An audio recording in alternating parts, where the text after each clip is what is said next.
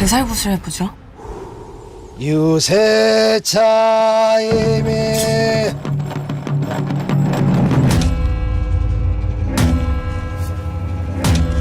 한기가 엄청나네. Halo semuanya, balik lagi sama gue Kla di Nonton Bareng Kla. Hari ini gue mau ngebahas tentang film yang lagi viral di Korea maupun di Indonesia. Tapi sebelumnya gue minta kalian buat subscribe channel YouTube gue dulu di Nonton Bareng Kla. Nah, film yang mau gue bahas ini judulnya Exhuma. Mungkin semua udah tahu karena lagi rame banget. Di Korea 6 hari aja, kalau 11 hari itu menyentuh 6 juta penonton. Itu luar biasa banget. Dan di Indonesia udah beberapa hari udah nyentuh angka 300.000 guys. 300.000 penonton. Dan ini masih terus penuh. Biasanya kalau misalkan film-film Korea itu tayangnya di CGV, ini ditayang di Exason per hari ini. Exason sampai berani beli film ini karena rame banget. Tadi gue buka MTX aja udah penuh, bangkunya udah merah-merah, dan pas kesana kaget juga. Baru masuk aja sampai ngantri banget, sampai bangku tuh nggak ada kesisa kosong, sampai depan-depan pada nonton semua. Terus panjang film itu suasana nontonnya berisik guys. Orang-orang kayak, emang sih ada yang komentar tentang, wah Lee Do-hyun pas Lee Do-hyun keluar pada, wih cewek-cewek gitu. Terus pas adegan ngerinya pada teriak, terus ketawanya gitu, kayak rame banget gitu nontonnya.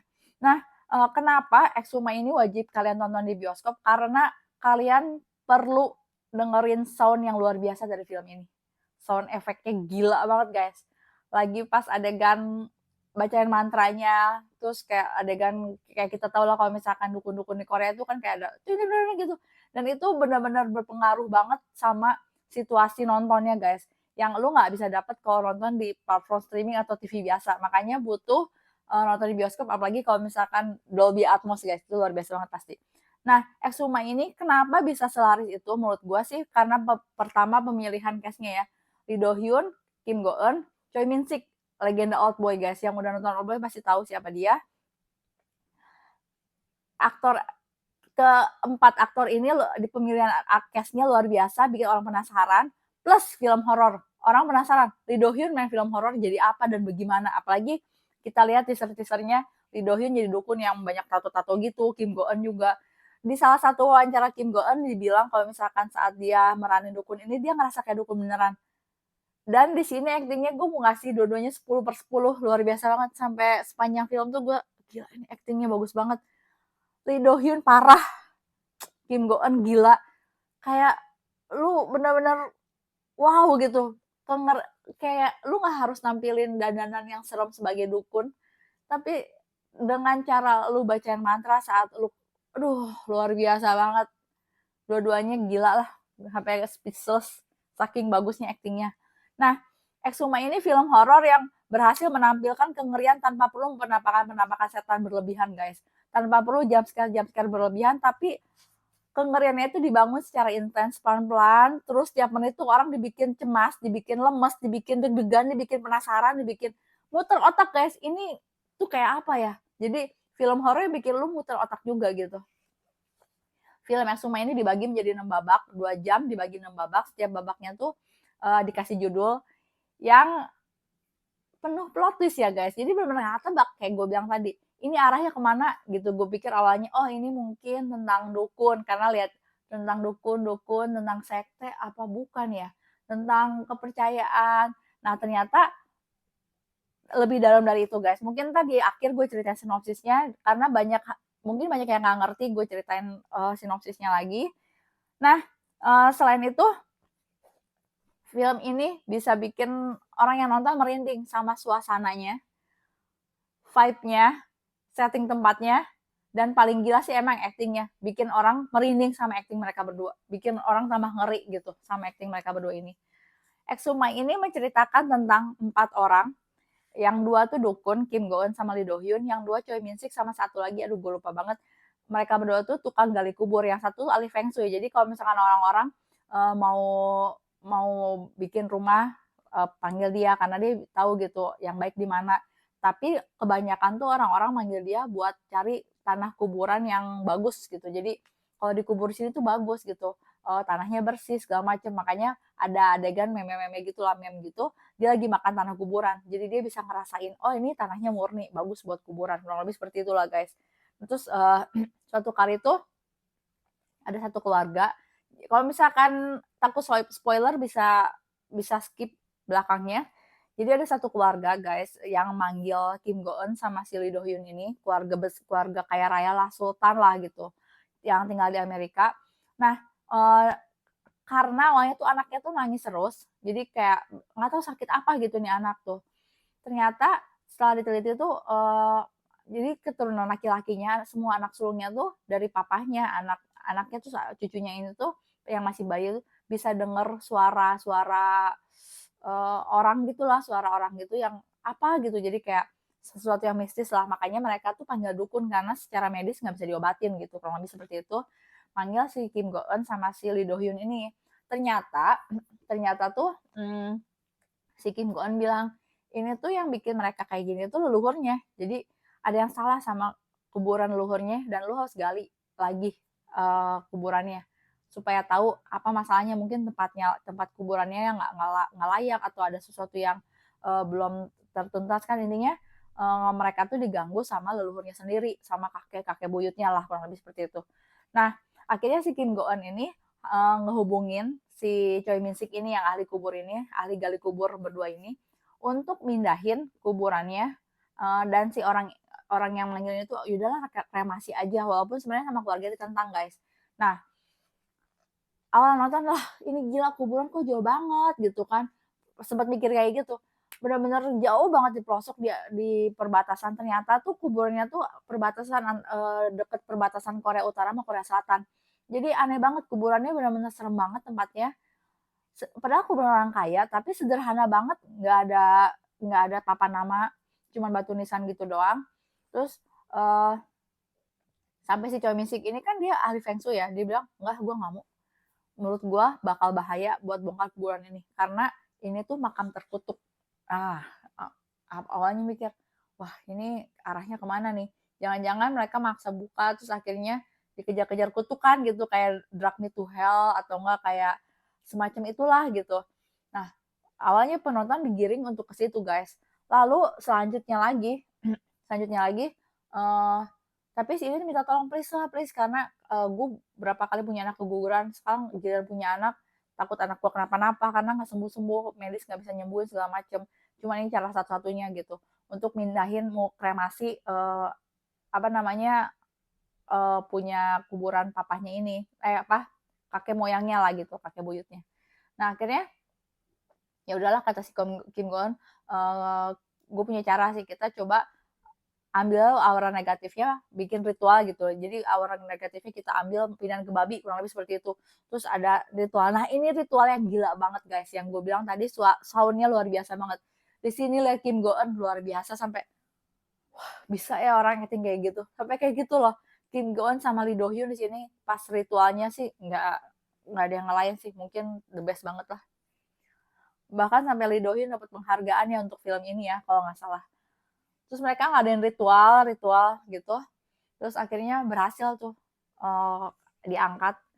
Terus peti matinya itu kata si Choi Min Sik, "Kok ini peti matinya dari bahannya, ini bahan yang dipakai oleh anggota kerajaan Joseon apa sih, kerajaan-kerajaan Korea dulu gitu, unik juga ya," gitu.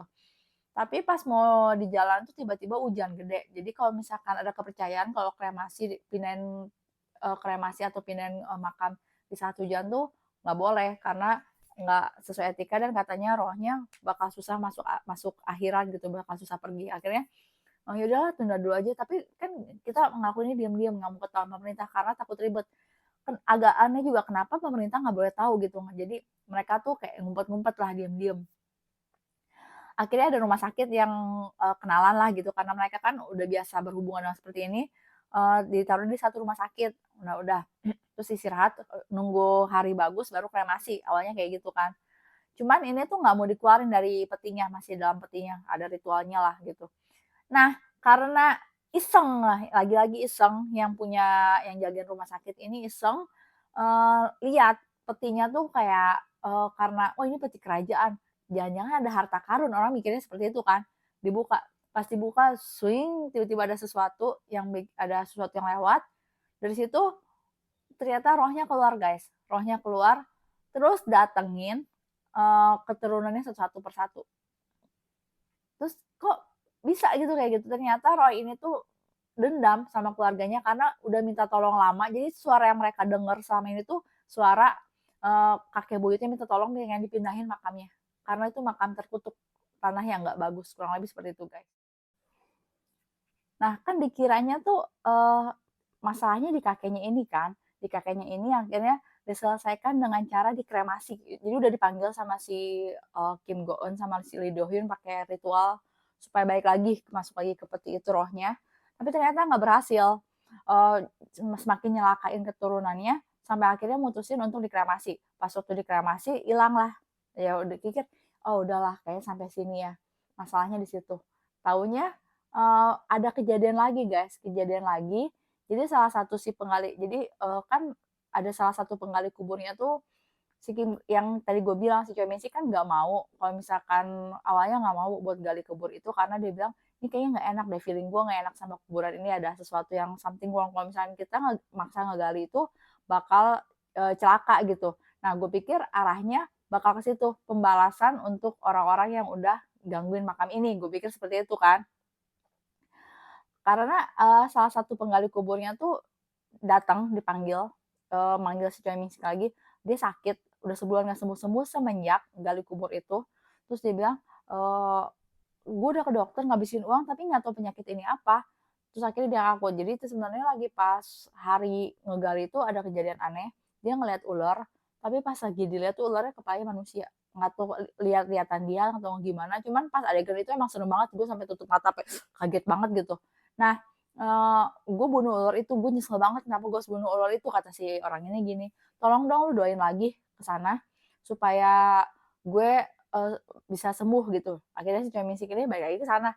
Kita yang nontonnya kayak, "Aduh, udah sendirian balik lagi ke situ, udah tuh serem banget tempatnya," gitu kan. Balik lagi ke sana, terus dia ngegali buat nyari ular itu, buat disembayangin lah kurang lebih supaya nggak ngegangguin temennya yang ini. Akhirnya yang dia dapat bukan hanya ular itu, tapi, lah kok ada peti lagi di dalamnya? Ternyata ini kuburan ganda. Dia ngubungin 3 orang itu lagi, si Lee Do Hyun, Kim Go Eun, sama temennya ini penggali kubur satunya lagi. Terus udah gitu mereka datang kan ke area itu lagi. Nah, oh iya di area kuburan ini pun selain terpencil, tuh banyak rubah aneh lah pokoknya banyak rubah, terus suasananya serem, nggak ada orang sama sekali, bener-bener kayak lingkungan yang sangat-sangat aneh gitulah. Nah, di arah ke jalan itu tuh ada satu kuil, waktu disamperin kuil itu ternyata kuil Feng Shui gitu. Jadi si Choi Min-sik ini kan ahli Feng Shui, jadi dia tuh kayak, penasaran gitu, kuil apa ini, ternyata tinggal satu biksu lah yang tahu legenda tentang kuburan itu. Iya sih, banyak legendanya katanya, ada perampok kenapa, kuburannya dibikin sepolos itu, karena, eee, yang dikubur tuh katanya pejabat penting, nyimpen banyak harta takutnya dirampok, jadi dibikin sesederhana mungkin supaya nggak mencolok, katanya gitu, alasannya seperti itulah ya, guys. Nah, akhirnya si kan udah pergi rohnya kan, terus nemuin peti mati lagi. Tapi yang aneh ini, peti mati yang ada di bawahnya itu vertikal, jadi ngadepnya begini. Terus kata temannya, "Oh mungkin karena bencana alam bisa aja tanahnya kegoyang terus akhirnya berdiri." Terus, kayaknya ada something wrong gitu, kita angkat aja tuh kata si Kim Go Eun, "Janganlah, feeling gue nggak enak kayak ada something, aura negatif yang sangat besar, ada aura jahat," gitu. Tapi kalau nggak dikeluarin, takutnya bakal celaka lagi ke orang-orang yang udah, nanganin prosesi ini gitu. Akhirnya diangkat guys, dan petinya tuh aneh banget, gede banget, jadi kalau bukan peti kayak ukuran normal, terus dililit pakai, kawat gitu, dililit pakai kawat, terus, karena waktu itu udah malam, akhirnya mereka tuh ke kuil yang tadi gue bilang itu, yang ahli Feng Shui, ke biksu itu, buat nitipin peti mati ini buat dikremasi besok. Cuman kayak mulai tambah nggak enak gitu, terus sama si Kim Go Eun padahal udah dikasih, ketan sama darah kuda supaya nggak ada apa-apa. Tapi ternyata malam-malam ada kejadian, tiba-tiba ada makhluk, besar. Nah, makhluknya ini tuh, ngomong bahasa Jepang, pakai pakai baju-baju Jepang, tentara Jepang zaman dulu lah, zaman-zaman, kuno gitulah gitu, gede banget. Jadi ini tuh ukur arahnya ke mana, setan atau apa ya gitu. Ternyata ini tuh katanya tuh siluman. Si Kim Go Eun ada ngomong gini, "Kalau misalkan gua nggak takut kalau misalkan ngelawan hantu karena, hantu itu kata guru gue gitu nggak punya fisik gitu, kita bisa musnahin. Sedangkan kita kan manusia punya fisik.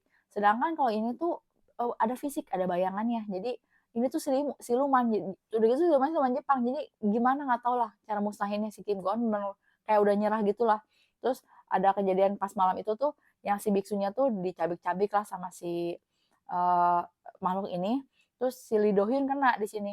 Lee Do Hyun kena apanya gitu diambil perutnya tuh dimasukin ditusuk gitulah. Jadi koma tapi kemasukan juga gitu. Terus nggak lama tuh udah mau pagi tuh tiba-tiba dia naik ke atas jadi api balik lagi ke kuburan itu.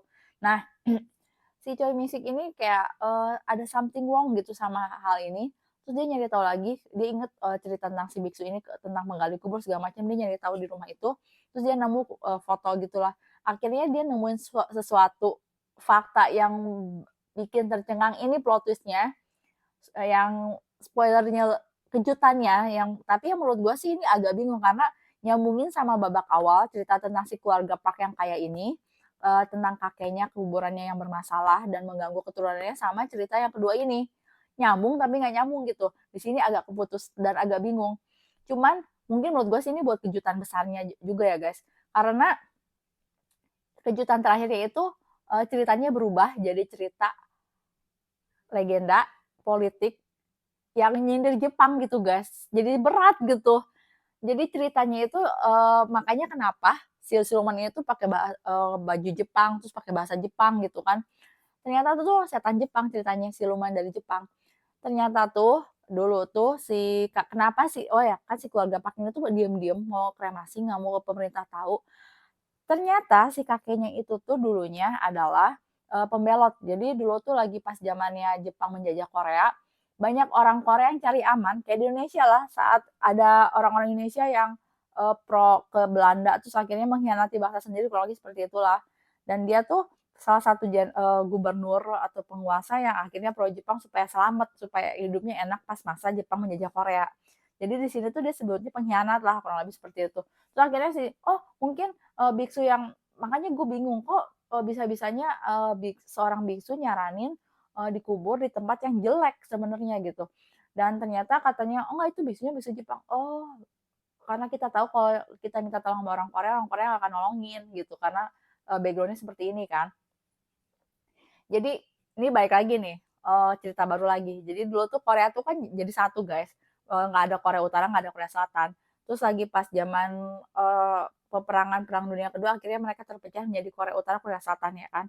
Nah ternyata itu tuh kalau disambungin sama film itu tuh karena kutukan Jepang. Jadi Jepang tuh kesel banget sama Korea karena udah kalah di peperangan terakhir. Akhirnya si Jepang itu pakai ilmu hitam akhirnya. Ilmu hitamnya dengan pasang mengutuk tanah antara perbatasan Korea Selatan Utara makanya kuburannya itu dia mengutuk tanah dengan masang pasak. Jadi kalau misalkan zaman dulu tuh negara ngebatasin tuh pakai kayak pagar-pagar gitulah. Dia masang pasak yang dimasukin ke dalam badan si satu jenderal yang besar banget badannya. Nah, si jenderal itu yang dikubur di situ, di bawah situ. Terus peti itu tuh kayak pasak ilmu hitamnya gitulah, peti yang aneh itu tadi tuh. Supaya yang nyebabin Korea Utara sama Korea Selatan terpecah. Jadi bisa nyambungin ke situ guys, keren banget. Jadi kayak dikutuk lah gitu. Makanya si Choi Min Sik tuh tiba-tiba jiwa nasionalisnya keluar, pengen ambil pasak itu supaya negaranya bebas dari kutukan dan dari bayang-bayang ilmu hitam Jepang, kurang lebih seperti itu. Makanya dibelain lagi balik ke situ, minta tolong si Kim Go Eun, ayo bantuin gua segala macam. Si Kim Go Eun juga mau nolongin karena si Lee Do Hyun masih dalam kuasa roh jahat ini karena udah didoain pakai ala Korea itu nggak bisa. Nah akhirnya ketahuan lah di situ. Cuma si Kim Go Eun nggak tahu cara musnahin si siluman ini. Yang akhirnya bisa musnahin itu si Choi Min Sik karena dia ahli feng shui. Ternyata si dukun ini tuh nggak tahu feng shui kan. Jadi kalau kayak kurang lebih gini nih. Kalau unsur api tuh kalahnya sama air. Nah, jadi si Choi Min Sik tuh ngehancurin badan si siluman itu pakai elemen-elemen bumi. Kayak misalkan dia kan api pakai kayu. Terus kurang lebih seperti itu kurang mengerti. Cuman akhirnya hancur sama Choi Min Sik ini. Akhirnya ya gitulah endingnya seperti itu dan menurut gue gitu guys sebenarnya tensinya itu di babak awal tuh udah kayak bagus serem serem serem serem tapi di akhir agak nggak terlalu serem guys, kayak tek gitu aja gitu. Kekurangan film Korea so far kayak gitu ya guys menurut gua sih. Tapi untuk keseluruhan overall ya sih bagus banget sih ini. Jadi nilai gue buat film Exhuma ini sekitar 9/10, nggak bisa perfect karena menurut gua sempet endingnya kayak gitu aja gitu. Terus ada bagian-bagian yang orang tuh bingung sampai bikin banyak teori gitu. Jadi kurang jelas hubungan antara si keluarga Park sama si ini sebenarnya nyambung tapi nggak nyambung gitu. Jadi emang si keluarga Park ini ternyata di gimana ya, dimanfaatin si jenderal ini, si Kakebo itu dimanfaatin sama si dukun ini supaya kuburannya ditaruh di situ supaya ngelindungin pasak itu, supaya pasak itu tuh nggak ketahuan gitu. Jadi karena di atasnya ada kuburan salah satu pejabat makanya nggak akan ada yang berani bongkar, kurang lebih seperti itulah guys. Jadi so far sih emang yang bikin ini bagus banget tuh eee, vibe horornya dapet banget, aktingnya yang luar biasa, sound efeknya juara banget, terus sinematografinya, terus kesan angker, serem, bikin orang merindingnya dapet banget, ceritanya yang nggak biasa, unik, nggak ketebak, plot twist-nya dapet banget, cuman ya agak kurang sedikit lagi gitu. Tapi so far so good dan kalian harus nonton di bioskop sih. Makanya orang-orang mungkin berbondong-bondong ke bioskop karena nonton di TV nggak akan seru. Ini harus banget di bioskop karena suaranya itu penting banget membangun efek ngeri dan merinding di film ini. Nambah lagi semakin gila lihat aktingnya Kim Go Eun sama Lee Do Hyun tuh butuh suara yang sekeren itulah guys. Kurang lebih seperti itu, yang belum nonton kalian bisa nonton, sekarang udah tersedia di XX1 jadi nggak harus di CGV, nggak harus di Cinemapolis, kalian bisa nonton di XX1 juga. Kayaknya sih masih agak lama karena masih rame banget, masih penuh banget. Jadi ini film mungkin ya so far film horor terbaik di tahun ini ya, tapi baru awal tahun sih jadi nggak tahu, cuman emang bagus banget lah. Joko Anwar aja sampai muji guys, kalau filmnya bagus. Thank you yang udah nonton, dan kita ketemu di konten berikutnya. Kalau misalnya ada salah-salah, sorry, dan bye.